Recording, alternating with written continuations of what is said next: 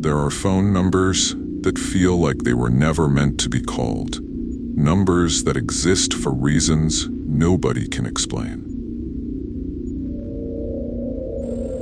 Hello? Robbie, over there! Oh my God, I'm at the club. Story 1, 646-868-1844. The Garbled text hotline. It looks like any other New York phone number. No strange area code, no warning attached to it. But for years, people online have been sharing terrifying stories about what happens when you call it. It started around 2019. Someone on Reddit posted that they had dialed the number late at night out of boredom. At first, nothing happened. No ringtone, no voice on the other end. And then, a sound. It wasn't human. The call filled with strange, bell-like tones, followed by a distorted voice. It didn't speak English. It didn't sound like any language at all. Just broken, mechanical noises, as if a machine was trying to form words but couldn't. The caller hung up. They thought that was it. But a minute later, they got a text message. The message was complete nonsense. Random words that didn't fit together. Sentences that almost looked real, but felt wrong, like a dream you can't quite remember. Surprise steepest, recurred landlord. Chapter 2 parties its letter no. It read like something an AI would write if it was completely broken. Other people tried calling the number, and the exact same thing happened. No matter who called, they always got the same garbled audio, and always received a bizarre, meaningless text afterward. Some say it's a failed chatbot experiment, where the number is tied to a machine learning program that broke years ago. Others believe it's more sinister, a tracking number designed to log every person who calls it. But the most disturbing theory is this. What if the nonsense texts aren't random? What if they actually mean something? Reddit threads started popping up, with users dissecting the texts word by word. Some pointed out that the structure looked like Markov chain text, a method of generating sentences by randomly combining pieces of other sentences. It would explain why the phrases look like English, but don't make sense. But then people began noticing something even stranger. Every once in a while, the texts would include real names, names of people who called the number, and sometimes, even their address. One user claimed they called the number at 3 a.m., only to get a message seconds later that said, "Home before dawn, Jason, 223 Main Street, turn inside." The address in the message was theirs. No one could explain how that was possible. To this day, no one knows who owns 646-868-1844. It's a New York VoIP line. It doesn't belong to any business, and no official records exist for it. But every so often, new posts still appear online, from people who called the number thinking it was just a joke, until they got the text. If you're curious, you can call it yourself. But don't say you weren't warned, because this is what you'll hear when you do.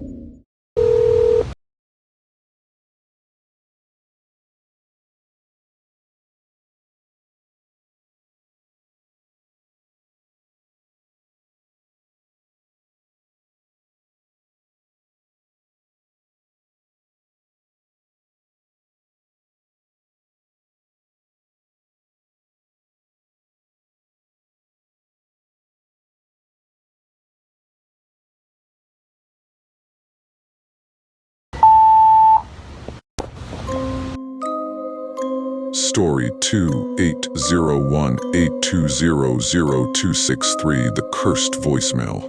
There are certain phone numbers that feel wrong even before you finish dialing them. Numbers that, for reasons no one can quite explain, carry a sense of dread the moment you hear the first tone. And among all of these mysterious numbers, few are as unsettling as 801-820-0263. It looks like a regular Utah phone number. Nothing strange about the area code, nothing suspicious about the format. But for years, Stories have circulated online about the terrifying experience of calling it. The first reports began appearing on Reddit and YouTube comments, usually from curious people who had dialed it late at night after hearing about it on paranormal forums. Almost every story starts the same way. A caller dials the number. There is no normal ringtone, just silence. Sometimes there's a faint hiss in the background, static, like a weak radio signal. And then, out of nowhere, a man's voice begins to speak. The voice is calm, completely calm, too calm. There is no emotion in his tone, and what he says is even stranger. He recites numbers 1, 3, 7, 9, over and over, with no explanation. To some, it sounds like random digits, but others believe it's a code, a sequence that could mean something if only someone could figure it out. After about 15 to 20 seconds, the voice suddenly stops. And that's when the worst part happens. A horrific, distorted noise bursts through the speaker. It doesn't sound like a machine or a simple glitch. It sounds organic, wrong, painful, like a scream and static feedback mixed together. Some callers say it reminds them of a chainsaw. Others describe it as a human voice being stretched and torn apart.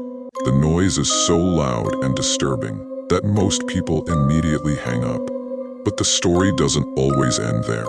Many callers have claimed that after hanging up, they received a text message from the number. The message is usually a random string of numbers, letters, or symbols. Nonsense that has no clear meaning. Others say they never got a text. Instead, the number called them back. Sometimes within hours, sometimes in the middle of the night, days later. When they answer, they don't hear the calm voice again. They don't hear static. They just hear breathing. Theories about the number spread quickly. Some believe it's part of a social experiment, a way to study human reactions to fear and confusion. Others think it's an abandoned test line from a company that was hijacked by a prankster or something worse.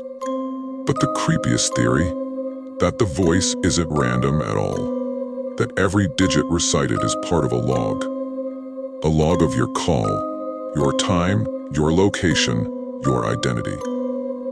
Tech-savvy users have tried analyzing the audio. They found that the digits are never the same order for every caller.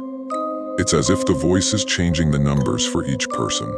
Some believe it's a form of code unique to your phone number, but no one has ever been able to fully decode it. Stories continue to appear online. A YouTube commenter once wrote, "I called the number at 2 a.m. with my friend on speaker. The voice said 9347. Then that awful sound started. I dropped my phone. An hour later, the number called me back. When I answered, I heard a man's breathing, just heavy breathing. I hung up. The next morning, my friend got a text from an unknown number that just said done." Another Reddit user claimed, "I put it on speaker in a group call. After the voice recited numbers, the noise came through, but when we played back the recording later, the voice wasn't there, just static, like it never happened." Despite countless attempts to trace it, no one has figured out who owns 801-820-0263. It's not linked to any company. It's not part of any known ARG or viral marketing campaign. And yet, the number still works. Videos continue to pop up online of people calling it for the first time. Every single caller describes the exact same experience.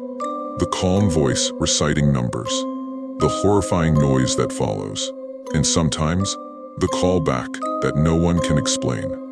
If you decide to try it yourself, remember this: you have no idea who or what is really on the other end, and you won't know until it's too late.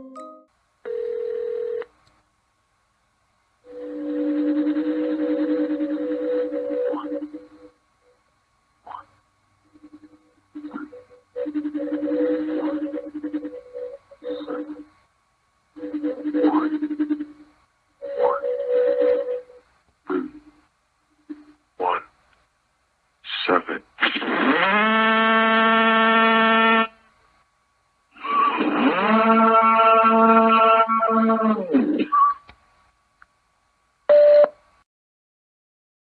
Story 3, 216-33-1810, U.S. Wiretap. Case 71839J. There are certain recordings that were never supposed to leave government hands. Conversations captured in moments of chaos, terrifying final messages that reveal things the public was never meant to know. One of those recordings is linked to a phone number, 216-333-1810. It became infamous after being tied to a classified government case, known only as Case ID 71839J. The number was not widely known until a leaked wiretap file surfaced online. It was clear from the very beginning that the call was part of a federal surveillance program. When people dialed the number, they heard the same thing every time. U.S. Wiretap. Case identifier 71839J. File accessed. Begin playback. It was the type of introduction you'd expect from a government database. And what followed was worse than anyone expected. After that brief automated message, a young woman's voice comes on the line. Her name is Mia. She sounds panicked, terrified, breathless. Her first words are enough to send chills down anyone's spine. "Mommy, Mommy, I'm at the club. They're outside." Mia explains that she is trapped inside a nightclub where something horrific is happening. People around her are screaming. Some are convulsing on the floor. Others are bleeding from their eyes and sweating blood. Her words shake as she pleads with her mother to come get her. But there's one detail that makes the call even more disturbing. Mia says the police are outside, blocking the doors. Instead of rescuing people, they are locking everyone inside. As the call continues, you can hear Mia trying to stay calm, but her voice keeps breaking. It's clear, she knows she may not survive. "Mommy, please come get me. Please, I can't stay here. I can't stay here." She says she's hiding in a storeroom. There are people banging on the doors outside. Screams echo in the background. Every second of the recording feels unbearably real, like you're listening to a terrified daughter saying goodbye to her mother. The final moments of the call are the most haunting. Mia's voice grows more frantic. She begins crying harder, almost incoherently begging for her mother.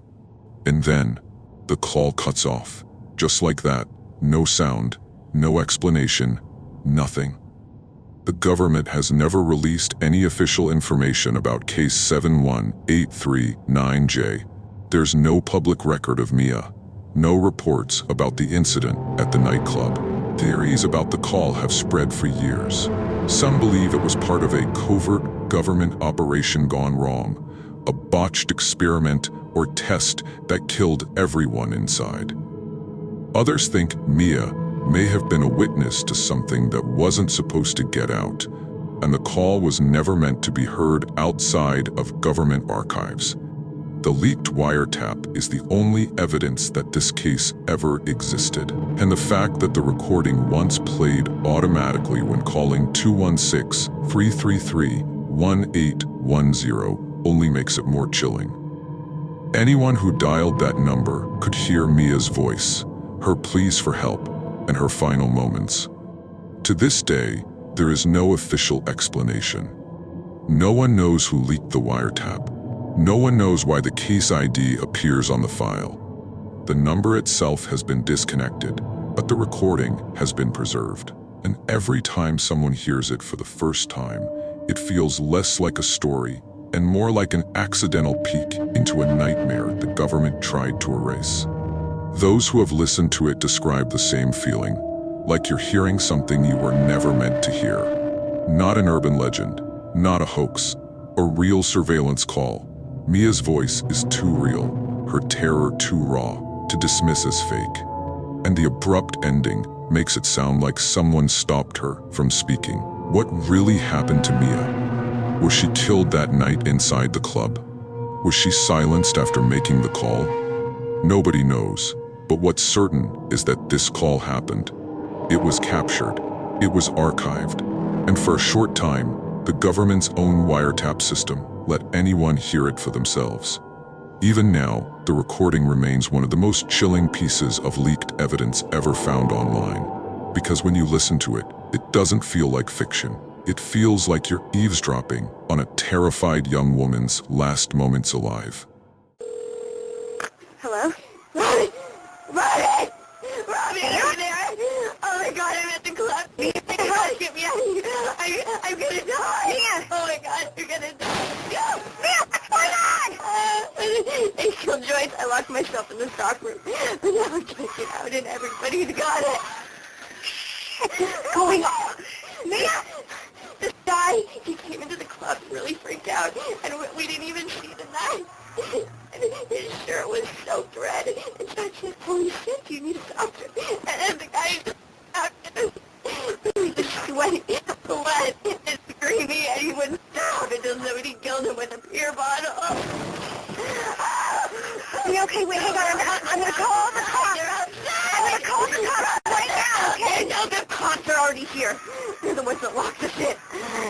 What? I need a 15. You're gonna be okay. You're gonna make it out of here. I'll be okay in 5 minutes. Mia, you okay? Mia! Blood coming out of my shit. Mia? Listen, Robin. I need you to take care of my dog. Okay? The food is... Mia! Mia! Robin! Mia, what's going on? Get me the hell out of here! Mia, talk to me! Tell me what's going on! Oh my God, please! Mia! Mia, what is going on? Please, God!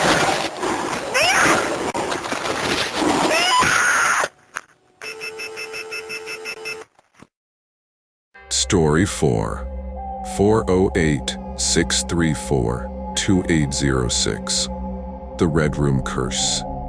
There are places on the internet that were never meant to be found. Dark corners filled with rumors of unspeakable things. Places that most people dismiss as urban legends.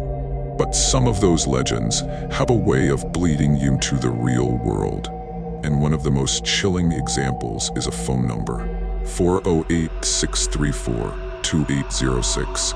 This number first gained attention years ago when stories about the Red Room began spreading across online forums. According to the legend, a Red Room is a hidden live stream where victims are tortured or worse in front of an anonymous audience on the dark web.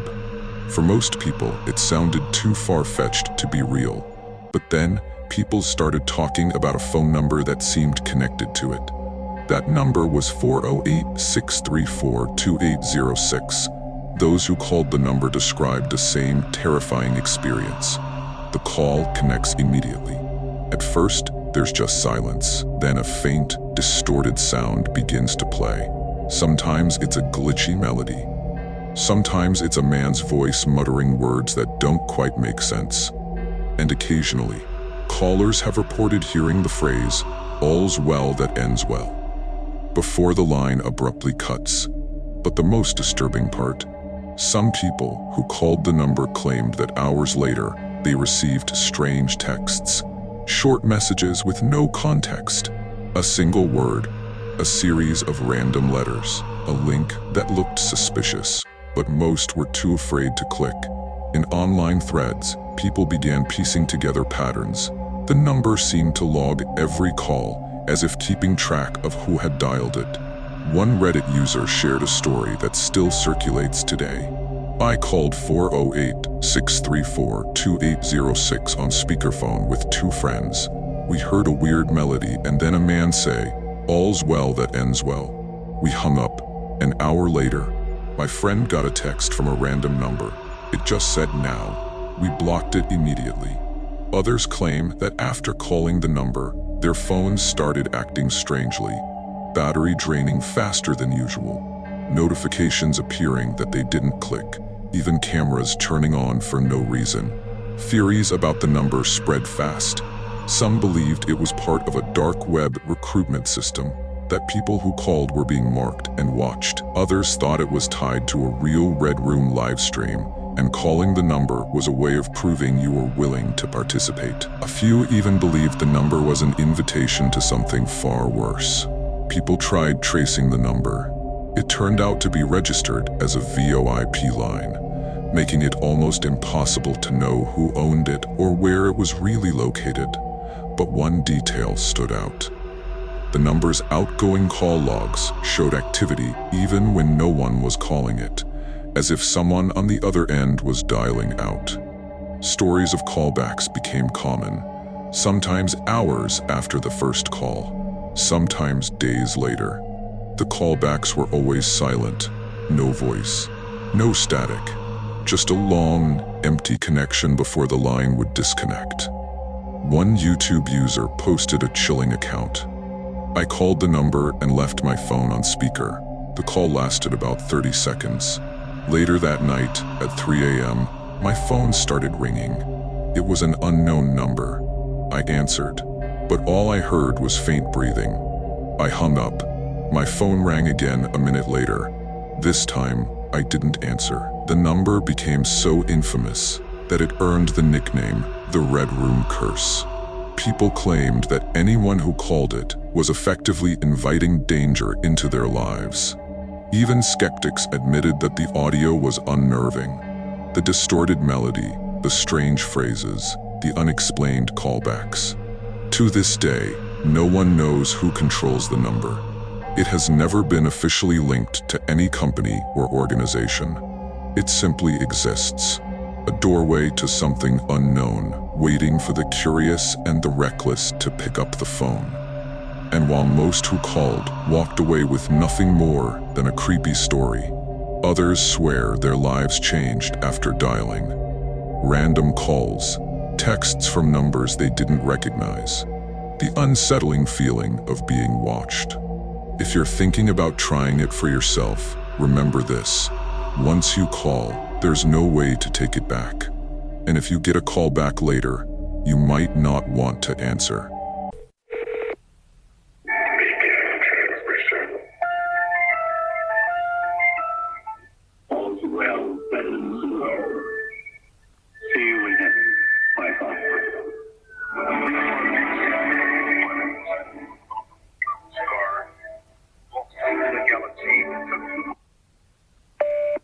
These calls are real. The numbers still work. But if you're thinking about trying them, just remember, once you call, there's no going back.